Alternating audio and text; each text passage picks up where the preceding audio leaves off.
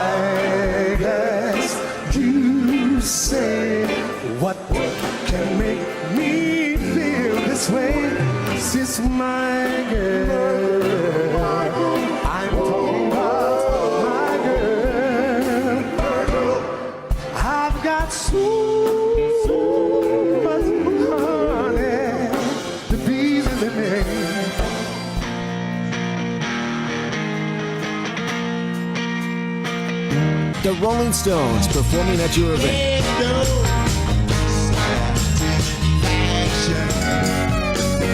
They look like the Stones. They sound like the Stones. They swagger like the Stones. But they're Jumping Jack Flash.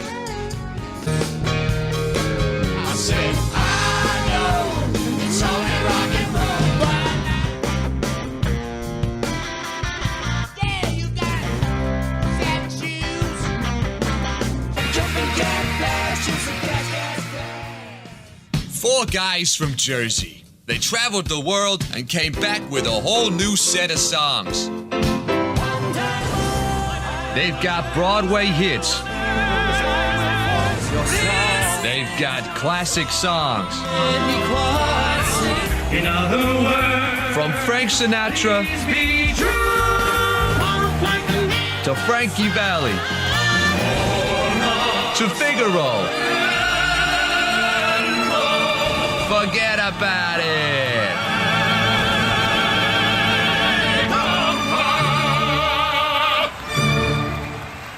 The Jersey tennis. Okay? You wake up to your world about age 16. About age 16, you start saying to yourself, I need to get a job one day. So I'm gonna have to work real hard at a skill to make money. Then I get a relationship going. Now I have to keep the job going because she needs a lot of money. But now not only do I have to be an expert at my job, all of a sudden I have to be an expert at relationships. She wants me to be masculine yet sensitive. Then we bought a house. Now I have to be a plumber, I have to be an electrician, I have to be a landscape artist, I have to be an expert at taxes. Now I have children. And all of a sudden I hear from my wife, honey, I don't get enough attention. There is no time!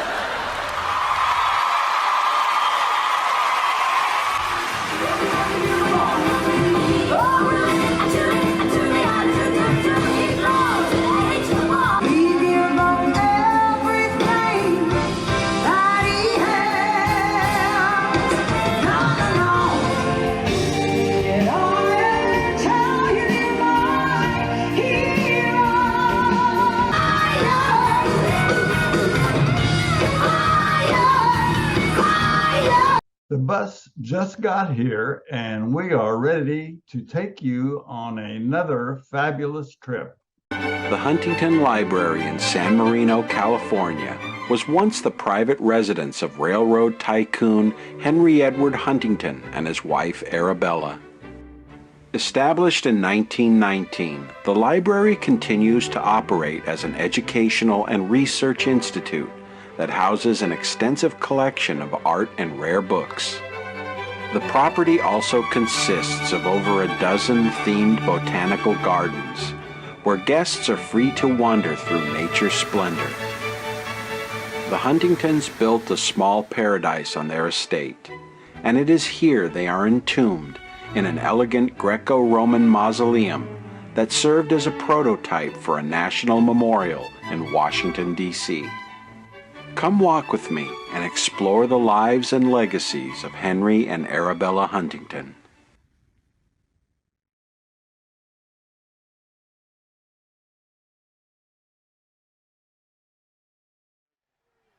Okay, good morning, Chicago Club. The rain is off and we have a beautiful day today. Today is our trip called the LA Trifecta. We're going to Museum Row in Los Angeles. Right on Fairfax and Wilshire. We have the Peterson Automotive Museum in the morning, one of the best collections of vintage and modern automobiles. We have Steve McQueen's famous car. We have James Bond's 007 car, an amazing collection. But some of our guests are going to go to Rick Caruso's famous shopping street, The Grove. Then we're going to all have lunch at Farmer's Market, which will be great.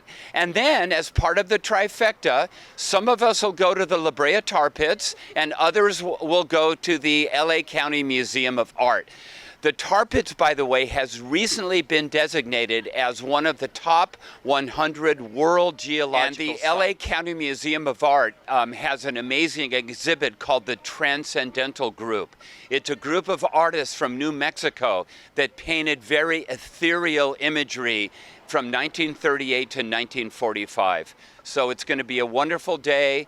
And this is an unusual trip. The guests get to choose their own museum as we go to Museum Row. So the Chicago Club is on the road again, and we're lucky. We have a break in the weather. It's going to be beautiful. We already took off. Thank you for being on time. Woohoo! This is the LA Trifecta.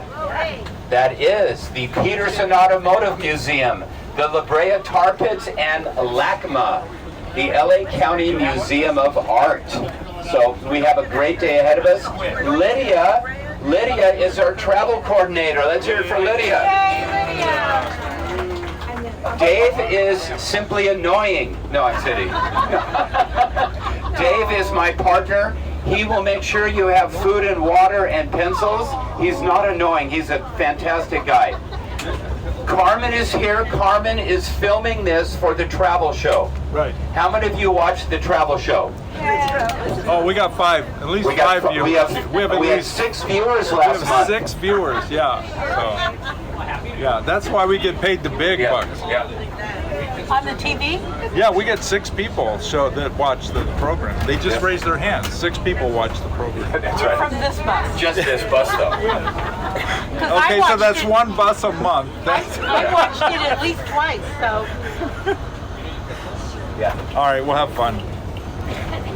I want to get a little bit of you with your little bit. Yeah. I'm gonna wait till Dave finishes. Okay. passing out the pencils. Wow, that's gorgeous. Yeah. Yeah. We hope as it stays a little bit cold, because if the snowpack melts too fast, it causes flooding and they have to release too much water. But man, we're off to a good start, and let's hope it continues. Mammoth Mountain has 11.5 feet of snow. They'll be skiing in Mammoth until July. So are you guys members of the snowboarding club? There's a lot of clubs I'm not surprised. There's a lot of clubs here. Okay guys, I want to talk about today's itinerary. It's a little different. You choose your own museum. And what's interesting about this part of Los Angeles, by the way, LA has more museums than any city in the United States. It ranks 3rd in the world, in back of Paris and Moscow. And the reason LA has so many museums, it's so big, it's so spread out, and it has so much money. And right where we're going is kind of amazing. At the corner of Fairfax and Wilshire is the Academy Museum of Motion Pictures. We've been there. Across the street is the Peterson. Right next door is the Los Angeles County Museum of Art. How many of you are going there? LACMA, very good. And then the La Brea Tar Pits. So we have 4 major museums within 1 block. So somebody here is going to go to 2 museums in the morning. Yes. They're going to cross the street after the Peterson and go to the Academy Museum. So bless your heart. Your members there. That could be great. So then we're going to have lunch at the farmer's market, and then we're going to go to the 2 attractions. Dave is going to take you to the Peterson in the morning. I'm going to go to the Grove for the people that are going to do the morning shopping. In the afternoon, I'm going to go to the Tar Pits. Dave's going to go to LACMA. So we have a nice situation. And at 3:30, this is kind of cool, we'll all be lined up on Wilshire Boulevard, right at the Urban Lights exhibit. Have you seen a picture of that? It's got those beautiful lights done by Chris Burden, a famous sculptor. He studied at UCI. So at 3:30, we'll all be together for a group photo.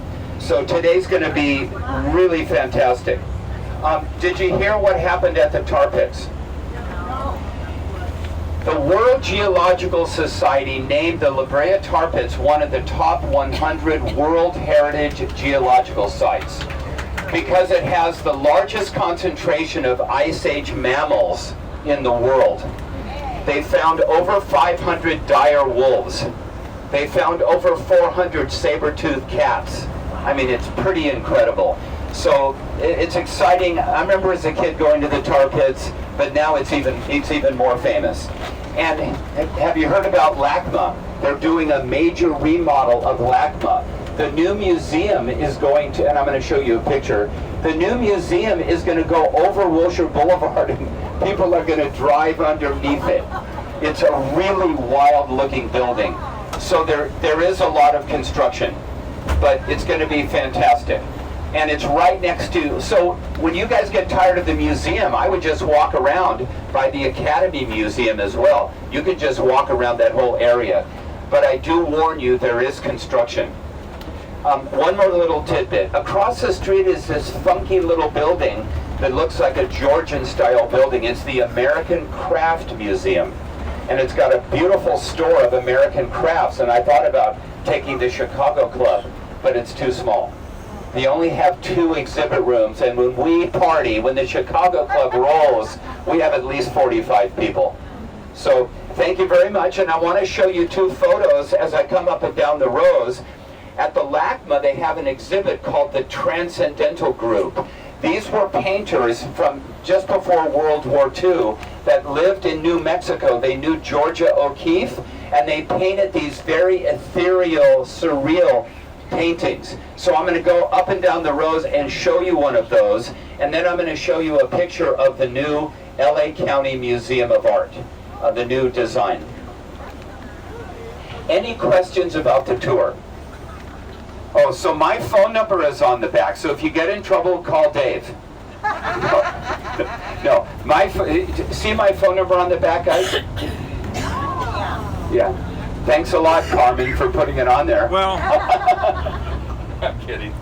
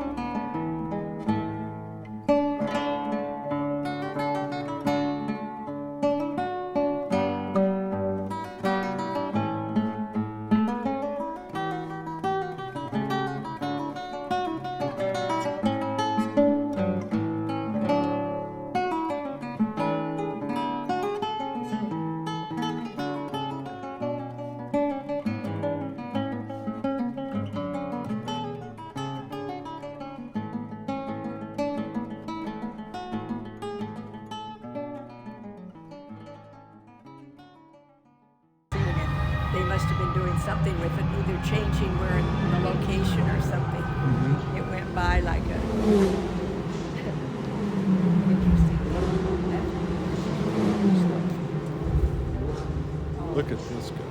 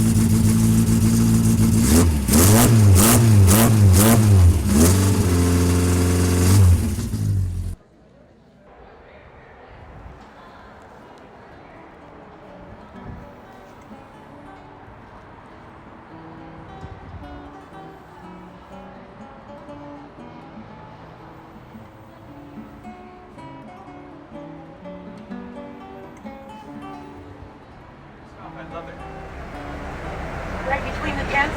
Yeah, no, beyond the last tent. Okay, everybody, look to your right, and I'm going to ask Sandy to go slow. This is the Academy Museum of Motion Pictures on the right. This big bubble is the 1,000-foot, 1,000-seat Gethin Theater. See the people up there? They're in the observation deck, and they're having a beautiful view of the Hollywood Hills and Beverly Hills. On the other side is the museum. It's 5 floors of exhibits. Here's the rock. This is levitated mass. And this is the rock that you walk under, hoping there won't be an earthquake. LACMA is right there.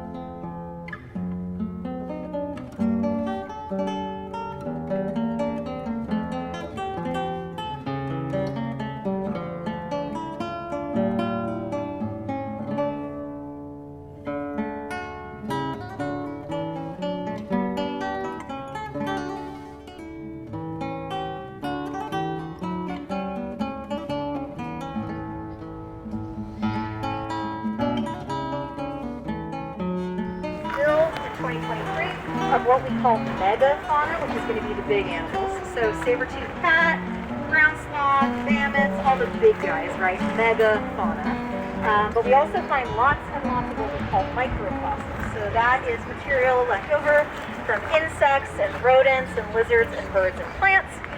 My favorite microfossil is actually the head of a jumping spider that we found. So if any of you have ever seen a jumping spider, they're still around today. Small spider, it's not like a big giant sci-fi channel spider. It's a little lady. She's about as big as my pinky fingernail. So just her head. And we find lots of that material. We are still excavating today. So we started really excavating here with intention in the early 20th century, 1913. And that was a period of time, kind of like you mentioned, where people didn't care about the tiny stuff. So they really only cared about the megafauna, the big trophy fossils. So you want to find a mammoth, you want to find a saber-toothed cat. From about mid-century on, 1960s onward, that's when that microfossil record becomes exciting to people. So we are still juggling both today. We're still adding to the collection today. At last count, we've found about 3.5 million Ice Age fossils here. The actual number is much higher than that based on what we do just continue to find day to day. We have an excavator working the box right now. That is Sean. He's real. He's not a robot or an actor. So we're still doing the work. You can see people out here working also inside the museum. You can see people in the fossil lab either working on the big megafauna or sorting through that microfossil material as well at microscopes. We're our own institution, but we do a lot of collaboration with any of the schools in the area and also internationally as well. No. He is a baby face, yes. But he's full time. So, I wish y'all had been on my tour. So, millions of years ago, when dinosaurs were alive on planet Earth, where we're at now was ocean. So this is a gross oversimplification of the process, but because you have living matter in the ocean that would die, sink down, be covered up, millions of years of time and heat and pressure, turning that carbon material, that decaying matter, into oil. Beneath us, about 1,000 feet down in the ground, there's a huge oil field. We may not think of Southern California as being really rich in oil. We usually think about what state when we think about oil? Texas. But there's a ton of oil in Southern California. If you Google old pictures of Long Beach, you'll see oil derricks all along the coast there. It looks pretty dystopian. It looks really scary, but there's still oil down there today.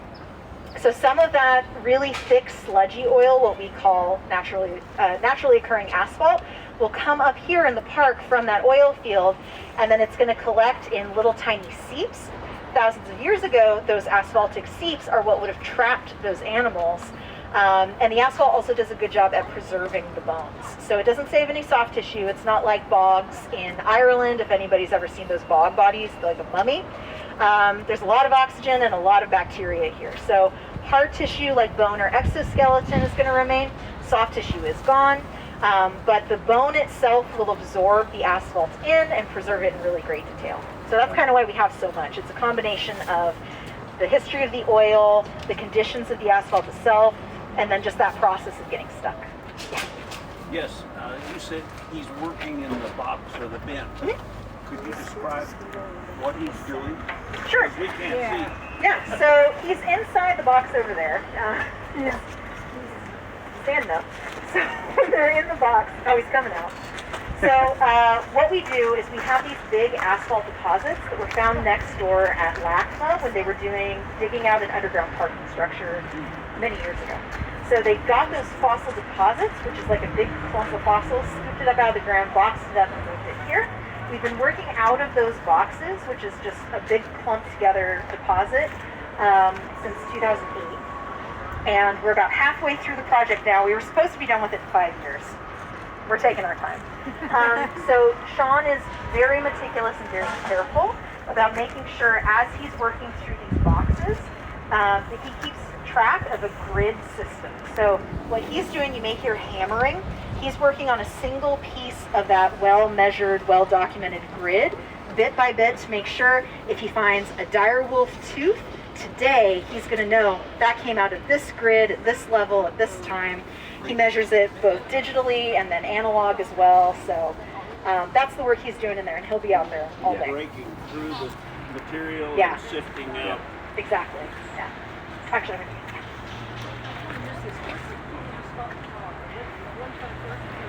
so tar is something that people make from kind of burning stuff, boiling things down, mixing it together. It's really just a human-made product. When the Spanish colonizers first came here, they saw this stuff coming up out of the ground. It was thicker than usual crude oil, really thick, really sludgy. Asphalt is natural crude oil where the lighter components have evaporated off, so the kerosene and the more liquid parts are not there. But they saw that and then in Spanish said, oh, La Brea, because La Brea means the tar, right? So it just looked like it, and then that name, pun intended, slipped. And then that's why we still call it that today. So it's really just the difference between something naturally occurring.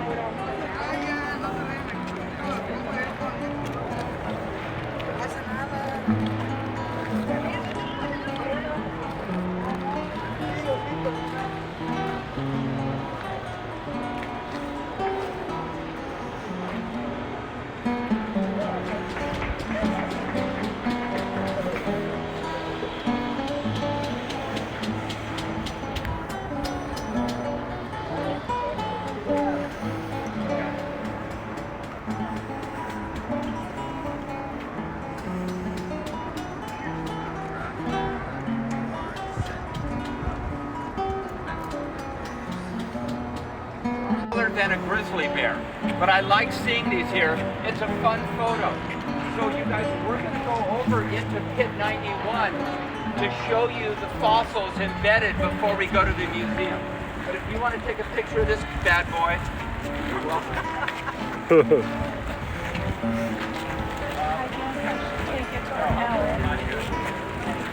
No bueno.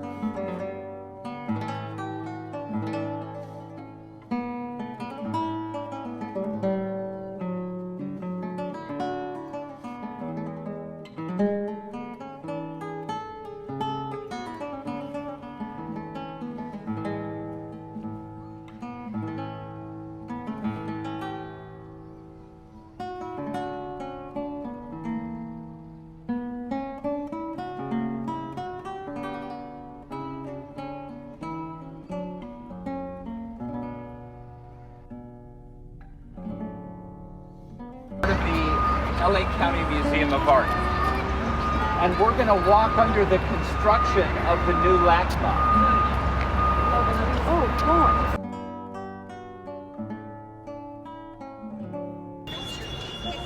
Yeah, we'll send it out on that email. Everybody who's signed up, we have your email, right? We'll send you the phone.